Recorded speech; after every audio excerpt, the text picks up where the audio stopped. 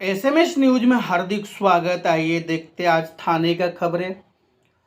थाने में कांग्रेस के तरफ से अल्पसंख्यक के तरफ से किया गया पत्रकार परिषद गेस्ट हाउस में जिला अधिकारी कार्यालय में दिया गया निवेदन।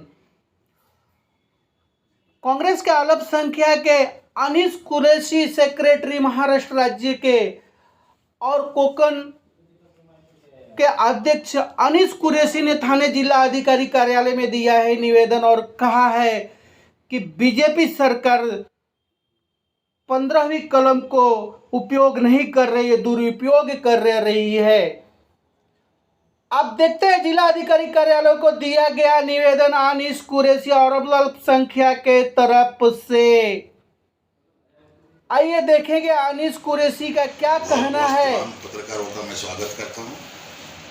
देखिए, आज जागतिक अल्पसंख्यक हक दिवस है, माइनॉरिटी राइट डे, जो सारी दुनिया में मनाया जाता है। मैं तमाम अल्पसंख्यकों को, देशवासियों को बधाई देना चाहता हूं। जैसे कि हम सब जानते हैं कि अगर देश के लोकतंत्र वहां बरकरार रहती है, डेमोक्रेसी वहां बरकरार रहती है जहां के अल्पसंख्यक सुरक्षित हो। मगर देखा यह जा रहा है कि पिछले कुछ वर्षों से भाजपा शासित राज्यों में और पूरे भारत देश में अल्पसंख्यकों को निशाना बनाया गया। सर, लेकिन महाराष्ट्र में आपकी महाविकास सरकार है, तीनों पार्टियों से मिलकर, उसके बारे में क्या कहना है? उसके बारे में यही कहना है कि हमने जो सपोर्ट किया है, ये कॉमन मिनिमम एजेंडे को लेकर हमने महाविकास आघाड़ी को सपोर्ट किया है और उस कॉमन मिनिमम एजेंडे के तहत ही ये सरकार चल रही है और हमने जो समर्थन दिया है ये कॉमन मिनिमम एजेंडे को लेकर ही दिया है। आप देख रहे हो कि भाजपा के अध्यक्ष ने पिछले कुछ दिन पहले बहुत ही घटिया बात कही। वो इस तरह के क्या नाम है, अभी पाखंड और इस तरह से लोगों को गुमराह नफरत की राजनीति कर रहे हैं कि जो महापुरुष है, जो दैवत है महाराष्ट्र के छत्रपति शिवाजी महाराज, उन्हें उनकी भूमिका पर उन्होंने ये कहा है कि वो हिंदुओं के लिए, सिर्फ वो हिंदुओं के नहीं। जो मेरा मानना ऐसा है कि संत तुकाराम हो, संत हो, महंत हो या कोई क्या नाम महापुरुष हो या अवतार हो या पैगंबर हो, ये सारे जग के लिए होते हैं, किसी एक समाज की ठेकेदारी नहीं होती। सर, महाराष्ट्र सरकार के तरफ से जो कि कोविड की महामारी में सभी पब्लिक घर पे थी और बच्चे का स्कूल और बिजली के बिल अभी तक माफ नहीं हुआ, उसके बारे में क्या कहेंगे?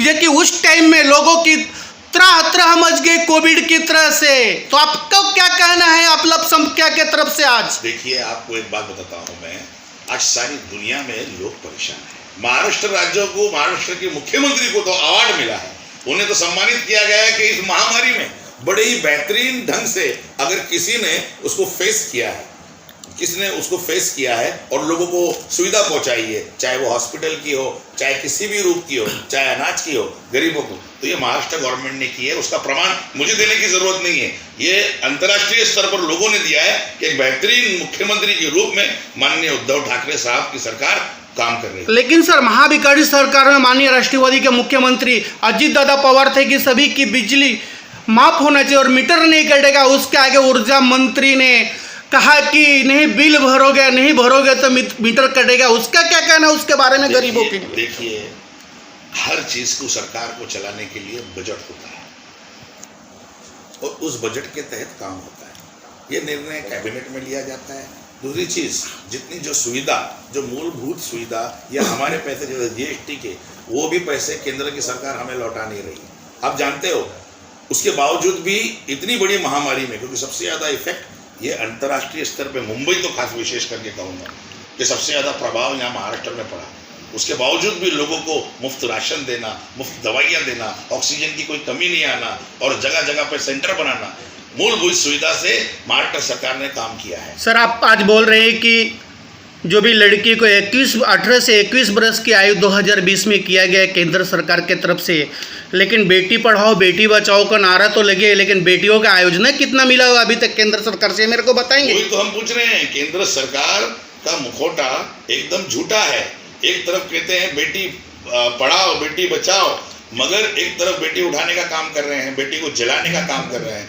बीजेपी राज्य सरकार के शासित सरकार में आप देखिए यूपी की क्या हालत है, लेकिन सब एमपी की क्या हालत है।